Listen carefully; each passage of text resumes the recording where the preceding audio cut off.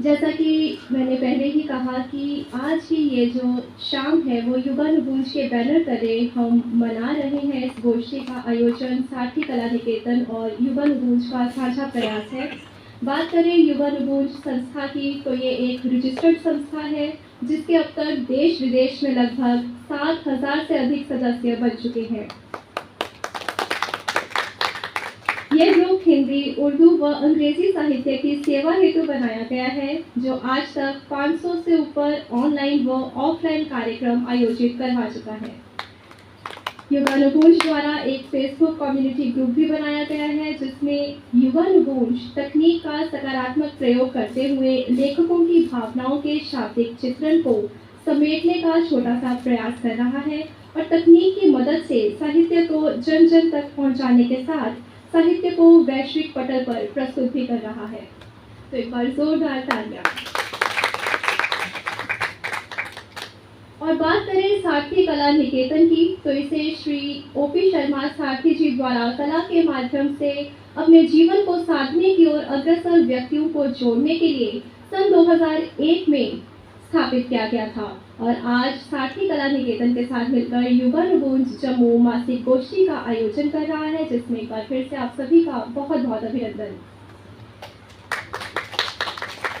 दोस्तों कहते हैं जहां न पहुंचे रवि वहां पहुंचे कवि और ऐसा इसलिए कहा जाता है क्योंकि वह कवि ही होता है जो मानव मन के सूक्ष्म भावों को छू कर के गुजर सकता है, इन सबको महसूस कर सकता है। साहित्यकार का हृदय फूल सा कोमल होता है और अगर साहित्य का अर्थ भी देखें तो वो है सहित यानी सबके हित में। साहित्य को समाज का आईना कहा जाता है जो समाज की तस्वीर अपनी कहानियों व कविताओं के रूप में उजागर करता है। आज इस जगह सब कला प्रेमी व साहित्य प्रेमी इकट्ठा हुए हैं जिसके पीछे एकमात्र मकसद है साहित्य अकादमी पुरस्कार से सम्मानित प्रमुख लेखक, चिंतक, दार्शनिक, समीक्षक एवं आध्यात्मिक गुरु डॉक्टर ओपी शर्मा सारथी जी के व्यक्तित्व पर प्रकाश डालना।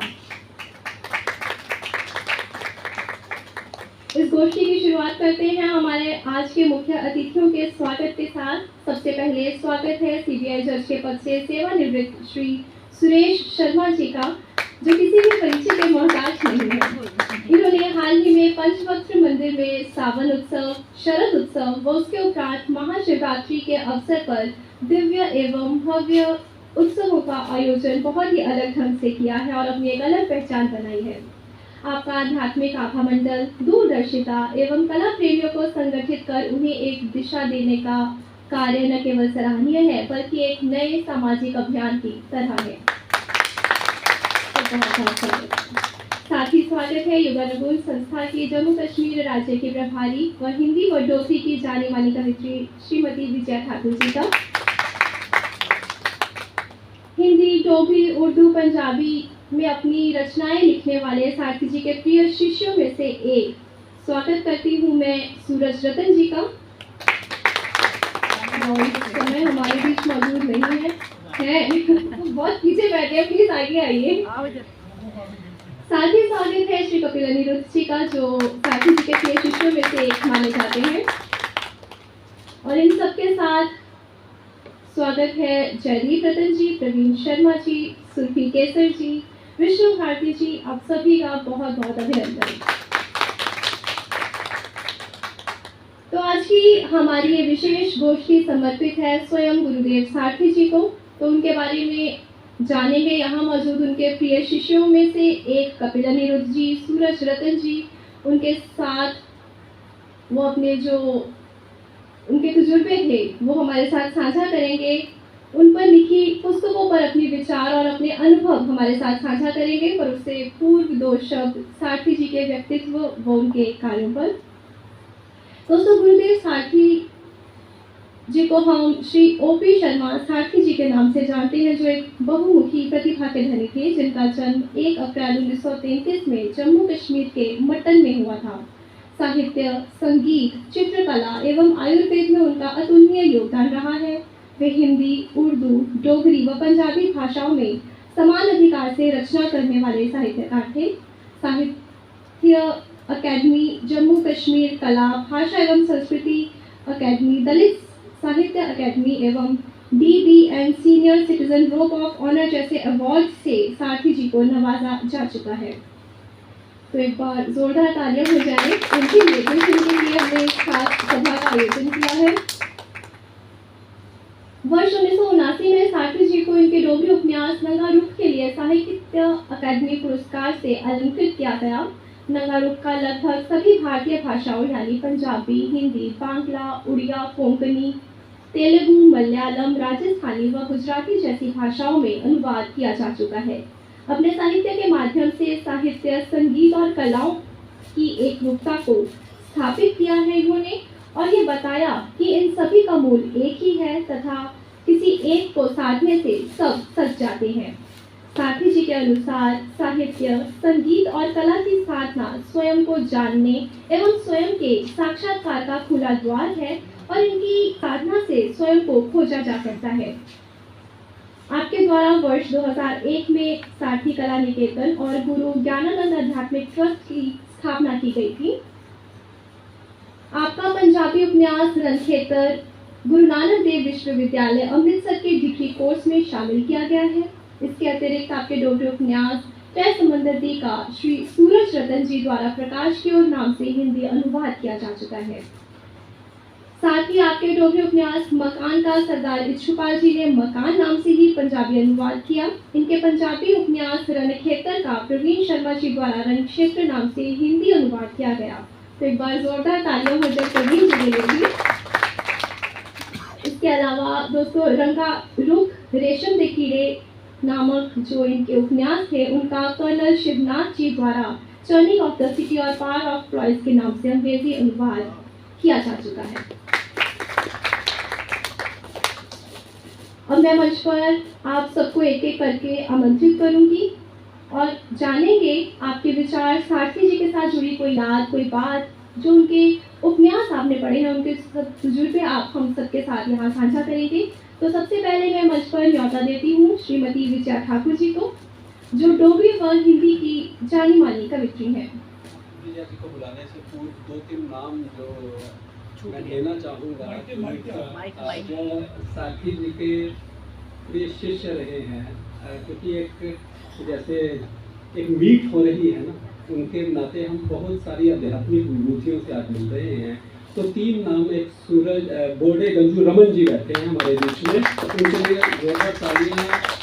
उनका वो बहुत सक्रिय रहे हैं, कभी अब सामाजिक रूप से इतने मतलब साहित्यिक रूप से इतने सक्रिय नहीं दिखते हैं, लेकिन उनका चिंतन, उनका मनन अपने अपने एक उदाहरण है। तो रमन जी नाम सारथी जी का दिया हुआ है, बोर्डे गंजू रमन उनका। रमन जी खड़े हुए ना, थोड़ा ताली हो जाए। रमन जी थोड़ी पहचान अपनी दे दीजिए सबको, अच्छा लगेगा। प्यासा अंजुम जी भी बैठे हुए हैं, जो भी उनके शिष्य रहे हैं। प्यासा अंजुम जी का भी स्वागत, बहुत बहुत अभिनंदन अंजुम साहब का। और सारथी साहब की पुत्री यहाँ पे सविता जी यहाँ पे बैठी हुई है, उनका भी अभिनंदन। और मैं ये बता दूं कि वो भी उनको लेके बहुत अधिक कार्य कर रही है। पिछले दिनों उनका लिखा एक गीत को उन्होंने बहुत बड़े लेवल पे लॉन्च किया, जिसकी एक वीडियोग्राफी की, और बहुत अच्छे उनका एक यूट्यूब चैनल है। और कृत संकल्प है ये भी सारथी जी के काम को आगे बढ़ाने के लिए। तो आप सभी का बहुत बहुत अभिनंदन, बहुत बहुत स्वागत।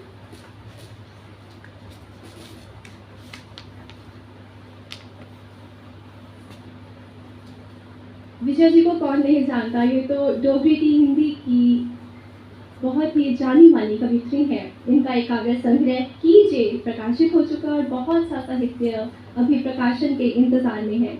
इस समय विजया जी उपनिषदों पर कार्य कर रही हैं और उपनिषदों के सार को जन जन तक, विशेषकर बच्चों तक पहुंचाने में संलग्न है। और हम कवि गोष्ठी में आपकी सुरमई प्रस्तुतियों का हमेशा से इंतजार रहता है, हर किसी को इंतजार रहता है।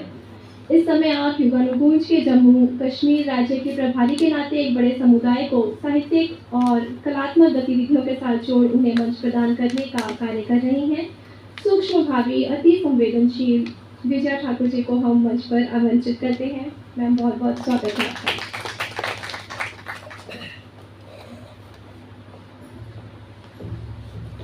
बहुत बहुत धन्यवाद दीदी।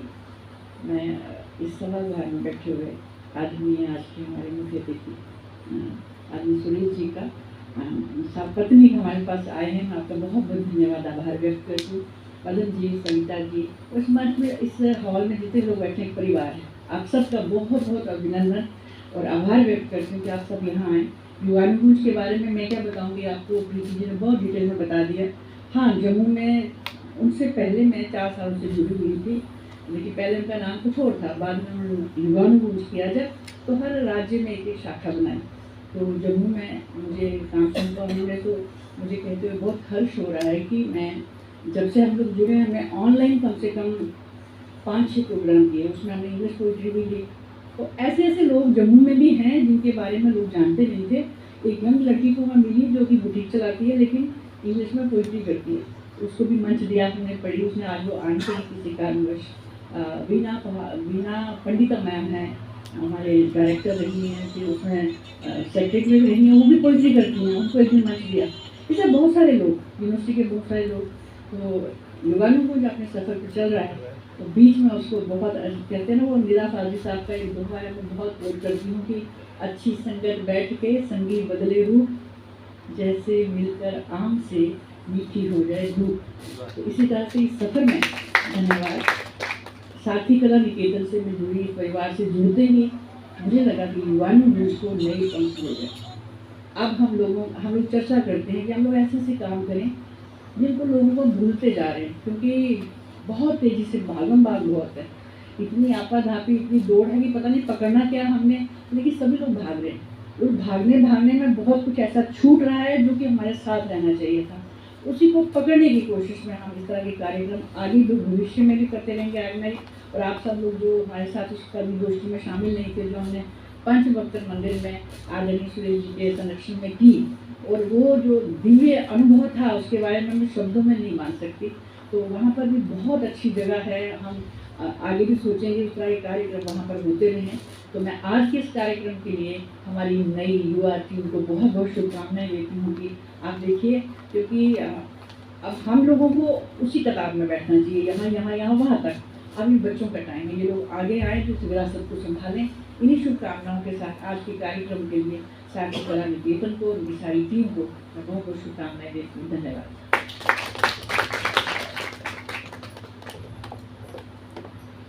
बहुत बहुत शुक्रिया विजया ठाकुर जी। इसी के साथ अब मैं मंच पर आमंत्रित करती हूँ अपने अगले अतिथि को। जी हाँ, बारी है श्री जयदीप रतन जी की, जो शास्त्रीय संगीत के विद्यार्थी रह चुके हैं और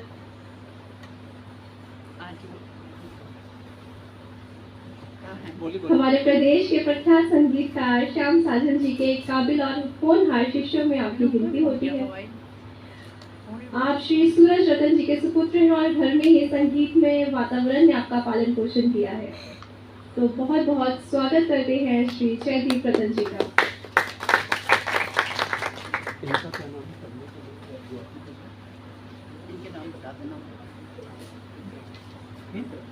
विक्रांत जी ढोलक पे हैं।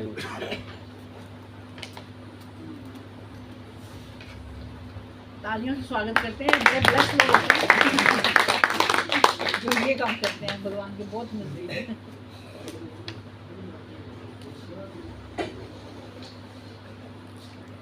आज जयदीप रतन जी एक प्रस्तुति प्रस्तुत करने जा रहे हैं और ढोलक पर इनका साथ देंगे विक्रांत जी। जोरदार तालियों के साथ अभिनंदन करते हैं जयदीप जी। जयदीप जी के कार्यक्रम को 2 हिस्सों में रखा है, पहले एक प्रस्तुति देंगे और अंत में एक प्रस्तुति देंगे, बीच में छोटे पत्र। बहुत अच्छा, बहुत अच्छा।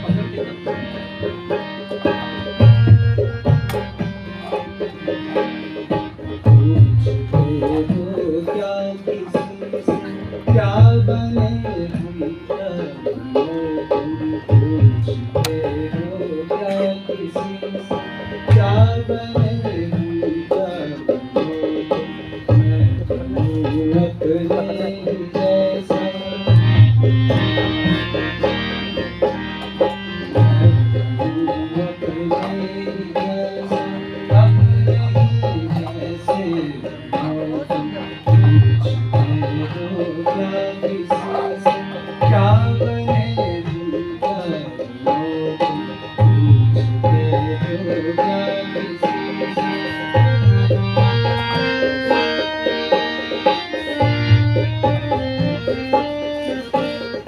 क्या पर्वत बनो तुम, ज्ञान के सागर बनो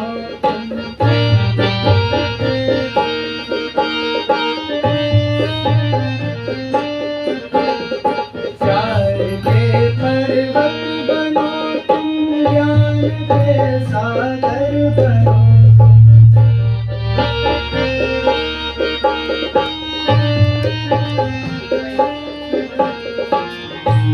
सुख का मैं बनो